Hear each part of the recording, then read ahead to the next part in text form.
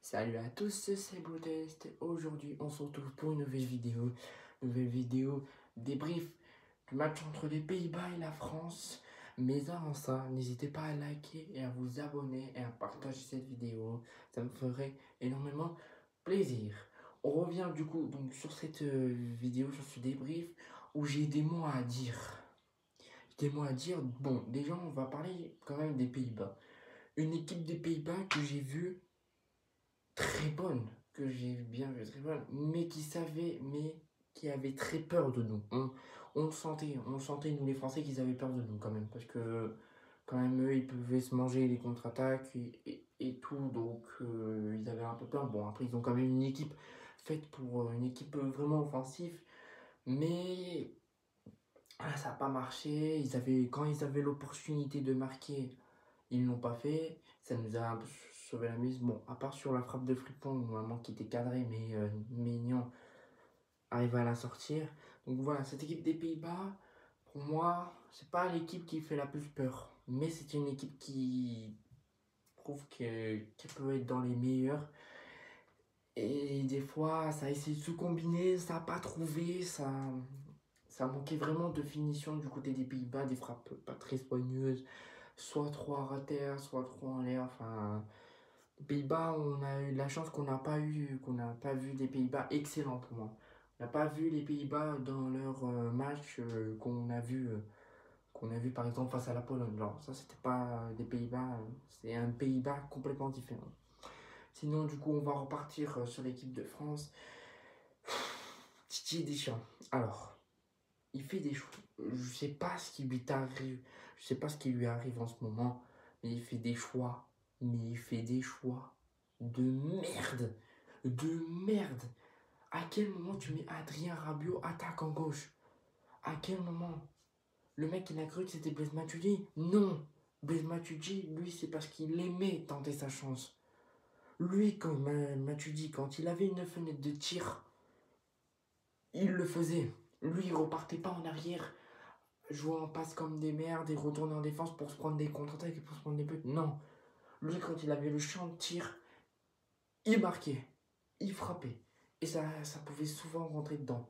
Ce que Adrien Rabiot n'a pas fait du tout. Ne fait pas ça, il connaît pas l'aspect de tirer au cage. Il ne connaît pas. C'est comme face à l'Allemagne, le mec qui te loupe quand même. Il y avait quand même un bon champ de tir, le mec qui te le met sur le poteau. Et là, il te la donne à Griezmann, qui alors il y avait la possibilité de tirer. Même Griezmann qui fait de la merde, qui la met entre ses jambes. Enfin, je sais pas ce qu'il fout. En défense, on a été impeccable. On a été impassable en défense. Il y a juste sur la première action de Frimpong que ça a failli faire louche. Bon, après, c'est vrai qu'il y a ce but hors jeu pour les Pays-Bas. Il y a ce but hors jeu, j'ai pas oublié. Mais on voit qu'il est complètement hors jeu parce qu'il gêne Mike Maignan pour faire la parade. Donc, ça comprend un peu. Mais sinon, on a été très très fort en défense. Genre, Saliba, excusez-moi, Saliba, Deschamps, c'est là où je lui dis, c'est bien ce qu'il a fait de mettre Saliba titulaire.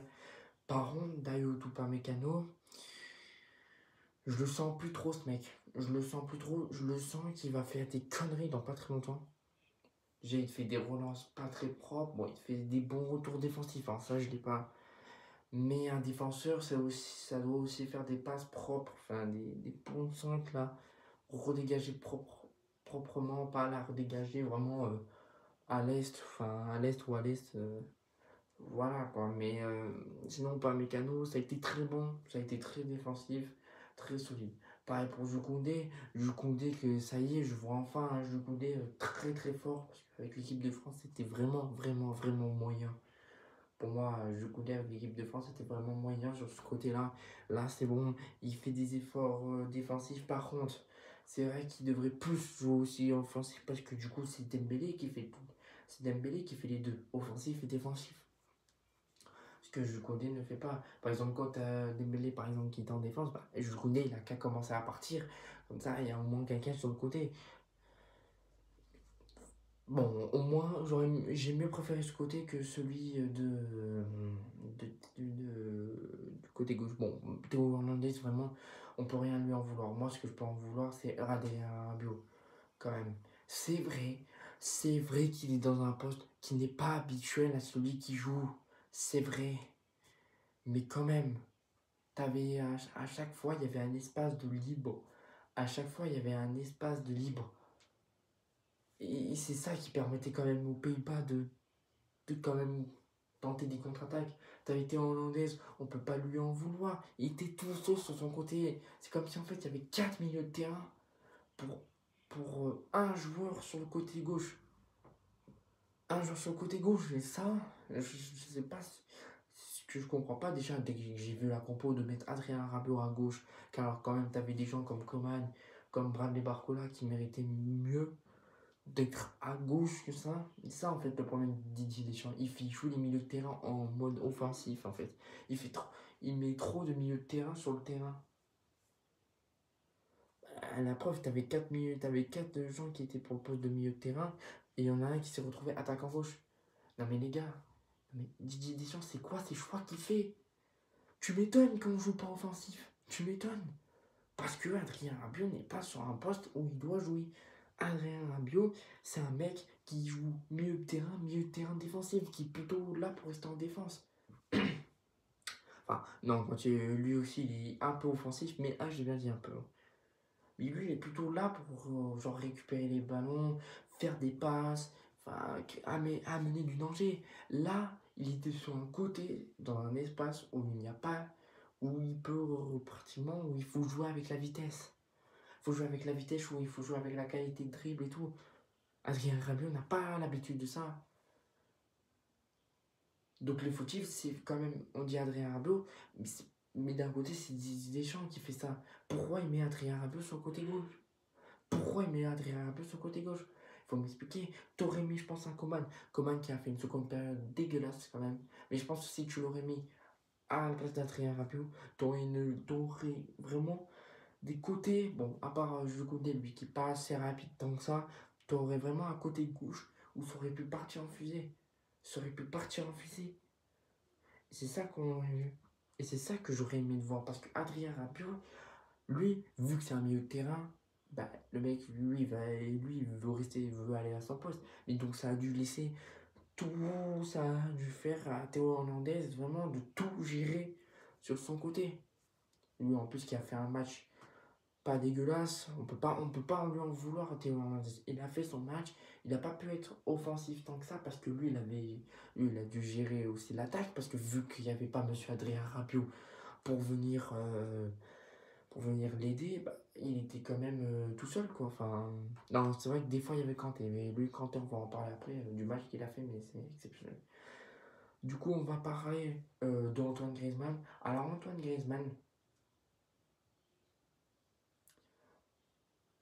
Griezmann, sur le match face à Autriche, ça a été ignoble, c'était dégueulasse. Et là, sur ce match, je l'ai mieux vu, mais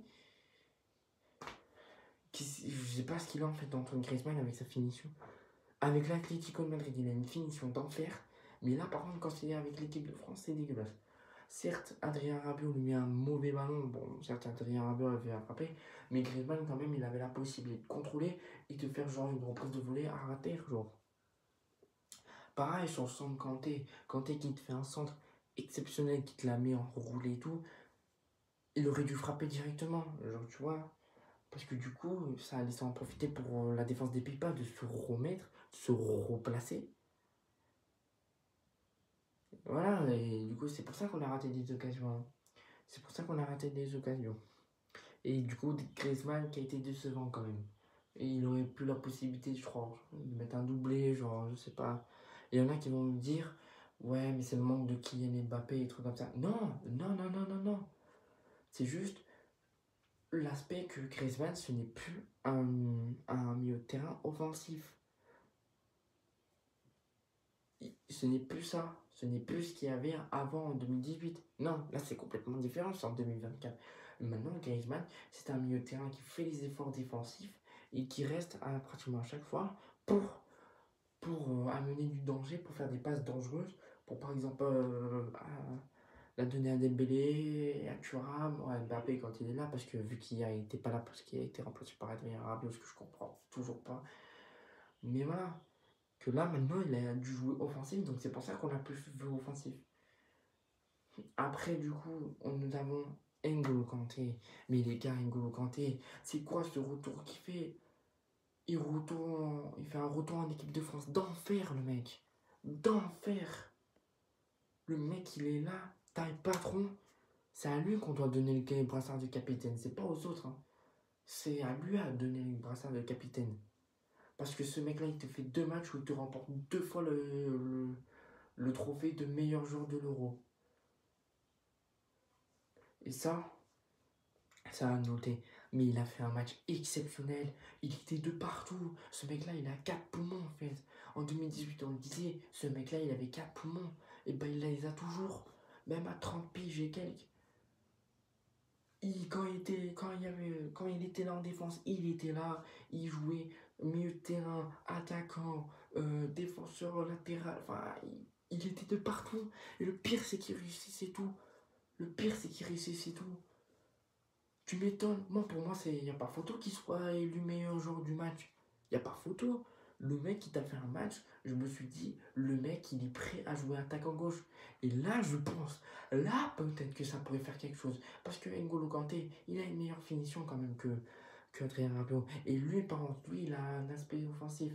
Sur le match qu'il a fait, il avait un putain d'esprit offensif. Le mec, quand il avait le ballon, hop, il courait. Et c'est ça qui avait peur. C'est ça qui a amené du danger. C'est grâce à lui qu'on amène du danger. C'est grâce à lui. Sur l'occasion, Griezmann, il loupe. Je crois que c'est même sur l'occasion où Thuram fait la talonnade, magnifique talonnade d'ailleurs, où Rabiot il rate, que c'est Kanté, je crois, qui fait tout ça. Le mec là, ce mec-là, il est exceptionnel. Je ne peux. Je sais pas. Les gars, j'ai jamais vu un milieu de terrain faire ça. J'ai jamais vu un milieu de terrain faire ça.